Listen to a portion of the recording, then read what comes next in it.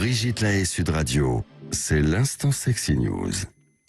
Eh bien, Jean-Luc Letellier, nous allons écouter Laetitia Prey. Alors, Laetitia Prey, vous nous faites une chronique avec le mot EHPAD, mais je ne suis pas sûre que ce soit réellement dans ce genre d'endroit que vous allez nous emmener. Non, vous n'allez pas quitter votre pré quand même.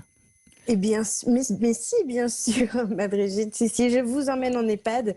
Et j'ai appelé ça EHPAD alors parce que moi, ça m'a particulièrement surprise. Bonjour Jean-Luc. Alors, le sexe chez les seniors, j'ai l'impression que le sujet est encore plus tabou que le reste des générations, mais c'est peut-être qu'une impression. En même temps, vous l'avez dit en début d'émission, ça reste extrêmement tabou. En tout cas, il n'existe pas beaucoup de documentaires ou films sur ce sujet, comme si la fin de la vie n'était plus du tout liée au plaisir. Quel dommage de censurer ainsi toute une partie de la vie, et quelle partie en plus. Avec les infos que je vous rapporte aujourd'hui, on a l'air de bien s'éclater aussi dans cette partie de vie, aux clichés de maladie, d'impuissance et de faiblesse. Détrompez-vous, nos vieux ne sont pas si en reste. Alors pour la partie symbolique, personnellement j'aimerais beaucoup découvrir Salomé, 69 ans, qui programme sa dernière fois en publiant une petite annonce dans le journal afin de dégoter un partenaire qui pourra partager cet ultime plaisir sexuelle avec elle. J'aimerais bien savoir si Olympe Degé, réalisatrice de ce film Une dernière fois, s'est inspirée d'une histoire vraie.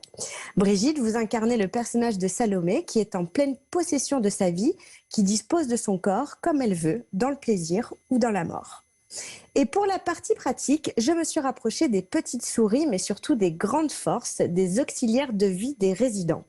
On part en EHPAD, voir comment ça se passe sous les draps là-bas. Alors, il y a deux groupes de résidents, les personnes âgées sans pathologie et celles avec, comme Alzheimer par exemple, vous en parliez, ils sont quand même assez nombreux.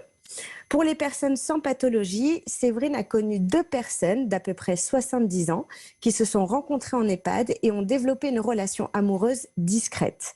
Elle a une collègue qui est entrée dans la chambre de la dame, mais ils ne l'ont pas entendue frapper. La dame était à genoux, en train de faire une fellation au monsieur, le dentier posé sur la table. Pour les personnes avec pathologie, il y a beaucoup plus d'anecdotes car la maladie d'Alzheimer enlève toutes les inhibitions. Du coup, on trouve des personnes qui ont perdu la parole, mais qui embrassent les autres résidents parce qu'ils les aiment bien, et chacun reçoit les bisous sans problème.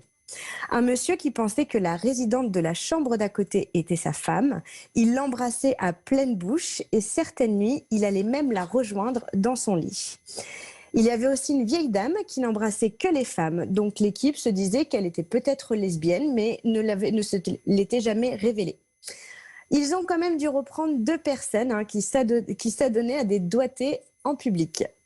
Bon, et cette situation qui semblerait plutôt classique, c'est lors de la toilette du matin qu'un monsieur a eu, je cite, une super trick. Il s'est excusé auprès de l'auxiliaire, lui précisant qu'elle était jolie et que lorsqu'elle lui lavait le torse, il n'y arrivait pas à y être insensible. Alors il lui a demandé d'attendre un peu pour qu'il puisse tenter de se contrôler, sinon il risquait d'éjaculer.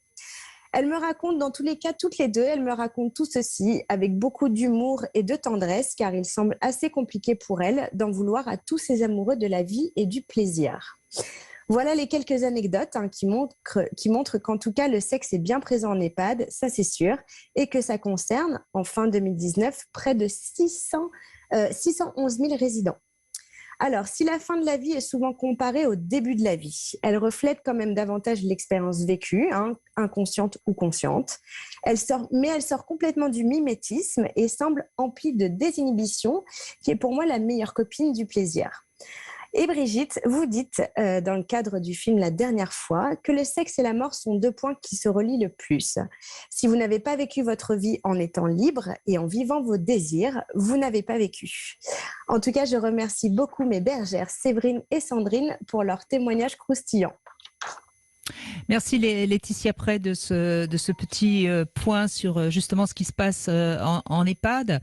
Jean-Luc Letellier, vous êtes assez au courant aussi de tout ça, j'imagine. Oui, absolument. Oui. Pour répondre juste à la question, c'est vrai qu'il n'y a pas beaucoup de films. Par contre, il y en a un que je conseille vraiment, qui est une merveille. Pas très connu, mais il est disponible en DVD. Ça s'appelle Le 7e ciel. C'est un film allemand d'Andreas Dresen. Et en plus, il y a une chose extraordinaire, c'est que ce film, bien sûr, il aborde la vie amoureuse de personnes âgées, une femme qui tombe amoureuse complètement, mais il le fait sans aucun tabou, et on a des scènes, disons, oui, on a des scènes de relations amoureuses nues des personnages, sans qu'il y ait aucune sorte de pornographie, pas du tout. Au contraire, on voit que même des corps que nous jugerions à l'aune de nos obligations d'être magnifiques, beaux, sensuels et tout là, eh bien, quand des gens s'aiment, leur corps, même un peu avachi, même plissé, même etc., deviennent beaux. Donc je vous conseille ce film. Et puis, de toute façon, on reste dans quelque chose de l'ordre de l'intime. Il y a juste peut-être une chose sur laquelle je voulais revenir, Laetitia Prey. Vous avez parlé de gens de 70 ans, etc. Je pense que ces âges-là, encore on va dire jusqu'à 70 ans, on considère encore que c'est possible.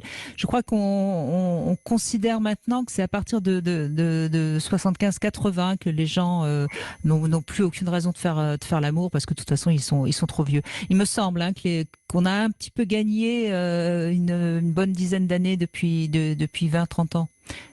Oui, heureusement. Et puis moi, je voulais rajouter qu'avec le témoignage avec lequel a commencé votre émission, notamment celui de Manu, qui me semble à 82 ans, 85, donc on est en train d'abattre au fur et à mesure un peu tous ces clichés, ça fait du bien.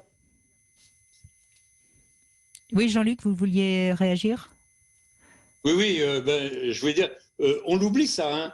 Entre l'année où je suis né, en 1950, et maintenant, on a gagné 35 ans d'espérance de vie. Donc, effectivement, s'il y a 70 ans, les personnes de 70 ans étaient des personnes âgées, vraiment, hein, eh bien, nous en sommes la preuve, je crois, qu'aujourd'hui, une personne de 70 ans, elle peut encore être très verte. Hein. Et donc, la question, effectivement, dans l'esprit du public, c'est autour de 80, 81. Quand on arrive à 90 ans, etc., qu'on se dit, bah là, non, c'est n'importe quoi. On dit, c'est n'importe quoi. Or, je rejoins totalement ce que vous disiez avant, c'est que, au contraire, on pourrait dire que plus on s'approche de la mort, parce qu'on le sait, les gens ne sont pas bêtes, et plus effectivement on se rend compte de qu'est-ce que c'est, de toute l'importance de la vie, et que des choses essentielles sont les choses essentielles qui peuvent renaître, et la tendresse, et le côté amoureux, et la sexualité, c'est pas du tout quelque chose à mettre au placard, au contraire. Voilà. Alors après, évidemment, il y a les maladies avec tout ce que ça comporte, hein, et qui peut évidemment abîmer beaucoup la sexualité. Bon, en tout cas, merci Laetitia Prey de ce petit reportage en EHPAD. Merci beaucoup.